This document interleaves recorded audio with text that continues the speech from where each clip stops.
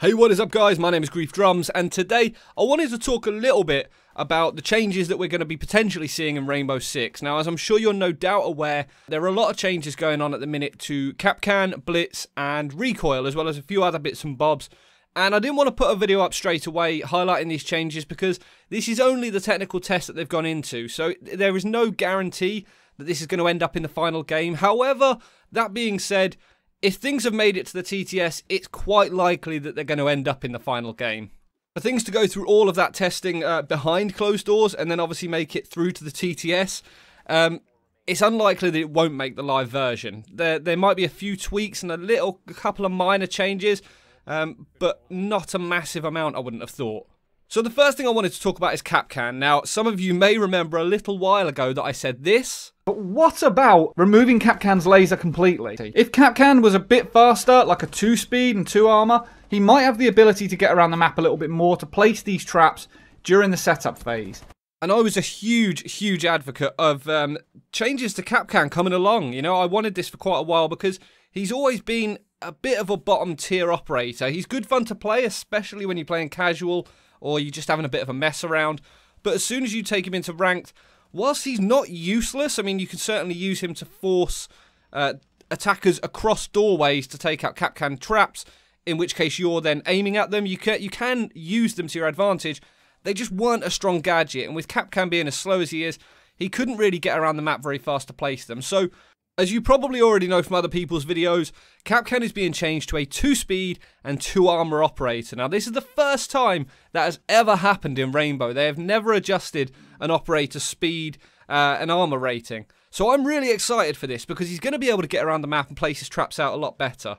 When I was using him on the TTS, the speed did make a little bit of a difference. Now, it's obviously not a massive change. The difference between 3 and 2-speed armor operators, it's not that much. I mean, it's noticeable, don't get me wrong, but it's not a huge change. You're not going to be zipping all over the map with him.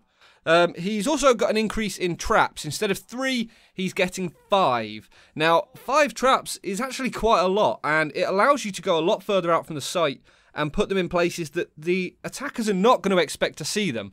So that is a really nice change. Coupled with that, he's lost the laser. Although you can actually see the laser for a good 1.5 to 2 seconds upon deploying this thing. And at certain angles, I was actually able to see the laser once they'd been deployed. Now, that's probably why it's in the TTS at the minute.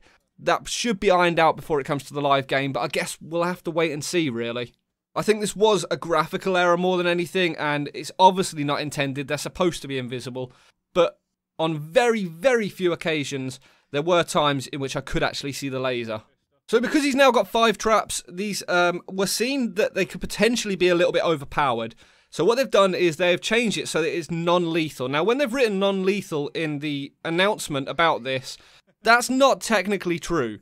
Basically, what it means is that if you get hit by this and you're on full health, it's going to do about 60 damage. Now, we couldn't test this to the extent of actually trying different armor operators to see how much damage it does on each armor, mainly due to the fact that the TTS only had situations and casual matchmaking available. You couldn't have any custom games, we couldn't go and try stuff out and see exactly what it does, but a lot of people seem to think it does 40 damage. As Core Ross found out when we were playing, he actually got 40 damage when he was playing as Blitz as a shield operator, so the fact that it only did 40 to a shield operator and 60 to other operators, some of the information that is out there at the minute isn't quite right, so just be careful what you're reading. That's kind of the reason I wanted to delay putting this video out and really get all of the facts. So as I said, them being non-lethal isn't strictly true. If your health is below 60 and then you take a hit from one of these traps, it can actually kill you. We saw several incidents of it last night in which people were dying from these traps when they were low health. So they are still lethal, but 9 times out of 10, you're just going to land a hit on someone near the beginning of the round if you're lucky, as people still weren't getting hit by them that much. The fact that we were playing on the TTS, people knew to look out for Kapkan traps, so that may decline over time as people start to become more comfortable not checking door frames again because people don't take Kapkan. You know, as things first come in, Legion, Ella, any new operator or any buff will see a massive spike in people wanting to try it out and just test it. So as a result, the opposite team can usually be quite wary. So I think in time, these will become quite effective, very effective if anything. Yes, you're not killing people outright, but if you can take a lot of people's health down before they even get near the objective, you're going to stand an even better chance when you do get into engagements and gunfights with them. So on top of the Kapkan changes, we obviously saw changes to Blitz. Now the announcement and the post that went up about the changes to Blitz were a little bit woolly. I was under the impression that he was going to be faster, and I thought it was going to be another operator whose speed was changing. That's not the case at all. Blitz is exactly the same speed as he was. The only difference is that he now sprints with his shield up. He doesn't sprint with it down by his side like he used to, exposing all of his head and his body. He holds it upright and slightly in front of him. So he can be taken out by the legs, but he can certainly push on operators very, very quickly while being protected, which is really, really handy. The amount of occasions that I personally got caught out by this yesterday, where you sort of see a shield operator and you think, right, I've got a bit of time before he gets to me. Even though I know these changes have gone on, the amount of ground that he is able to close down in such a short period of time is just insane. He's on top of you, essentially, before you've even realised what happened. And then he flashes you and absolutely destroys you. And I got a couple of really nice kills with this yesterday. It's a really cool change. Really, really cool change. It doesn't quite make him incredible. You're still able to take him out. I mean, if he's crouching, he's obviously slow again. His legs are able to be shot if he's standing and doing this fast walk. So it's definitely not going to be overpowered, but it is going to be useful. There is no doubt about it. The really funny thing about these changes, though, is that Blitz, he kind of looks like he's trying to make a mangina, or he's constipated or something when he's doing this walk, or this sprint with the shield up. It's just hilarious because his legs are so close together, and he sort of waddles really fast.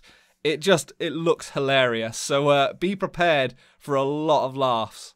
So other than these two operator changes, the biggest and most noticeable change in the entire TTS has got to be the recoil. Now, the recoil on guns is changing, it looks like. They're going down more of a CSGO sort of path, in which the guns have more predictable recoil.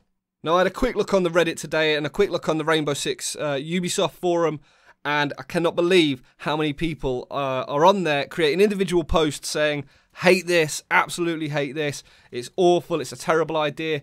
I'll be completely honest, I kind of liked it. I didn't think I was going to, and it's going to take a bit of getting used to, but I did kind of like it. I'm a little bit of a convert for this. The hardest thing I found about it was the fact that I'm so used to recoil for certain guns that when I got into gunfights, I didn't expect the gun to react the way it did.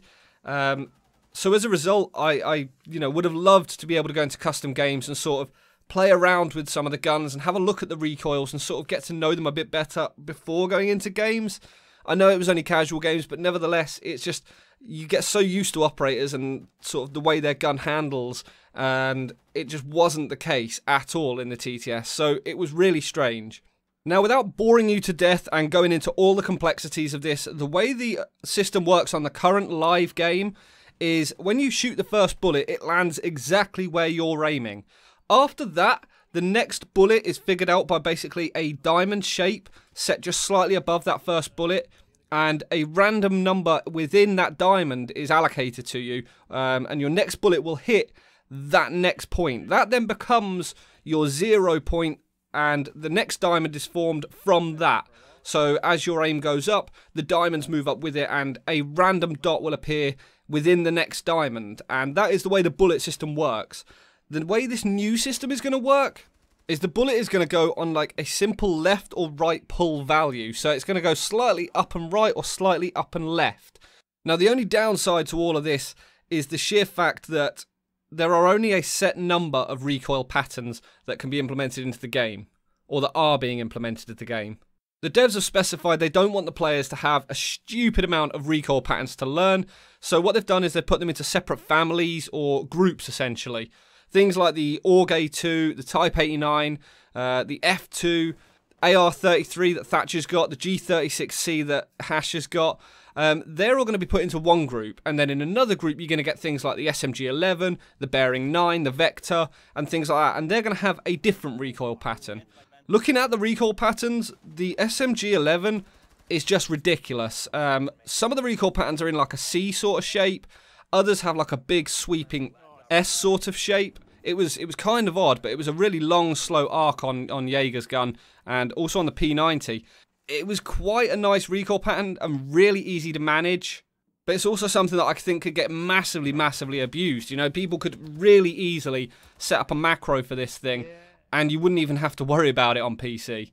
The SMG-11 recoil pattern was just ridiculous, though. It was like a Z shape, and it just made no sense at all that the gun would start pulling up and right, and then go up and left, and then up and right again. It really, really did seem odd. I definitely think the recoils need a lot of tweaking to be right and to work, and I personally think a few more recoil patterns in the game would not hurt at all. I mean, it was nice to use and it was nice to play with, but it just didn't feel very Rainbow. Or at least not what I've come to know as Rainbow. Now, one of the really interesting things about the whole TTS was everyone's ping was really, really low. I uploaded a picture to my Twitter while I was playing it. I had 17 as a ping, and the majority of the team had like sort of, you know, 20s, 30s. Every now and then we'd bump into someone playing in Africa who had like 140 or something like that. So the issues are still there, but I think that's more down to the fact that the servers are just covering too big of an area. Western EU shouldn't really be playing against people in the Middle East. You know, I'm not saying that anyone's at fault here other than potentially Ubisoft for not having enough servers placed around the area. But at the same time, if you do put loads and loads of servers around, you're then reducing the player base of an area. So it's kind of a catch-22 situation. So with the pings being really low and the new recoil being implemented onto the TTS, I couldn't really tell which was the affecting factor in the game feeling nicer to play, because it did definitely feel a lot slicker. But then again, Blood Orchid did as well without the recoil, and frankly, as soon as that came onto the live system, there was so many issues with rubber banding, and just problems in general. I've really sort of had a lot of random headshots that I've landed on people that haven't been headshots, and I'm screaming at the computer. But on this TTS, I didn't get any of that at all. Now, whether that is due to the recoil change and the fact that your gun isn't jumping around as much on the screen, or whether it's down to the fact that the pings were a lot lower, I really don't know. I mean, the pings might just be a placebo. They may have just changed the number as a couple of people stated.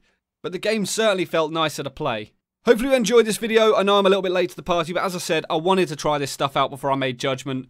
If you did enjoy this video at all, please consider hitting that thumbs up, as it really does help me out. If you didn't enjoy it, hit dislike and let me know why down in the comments below.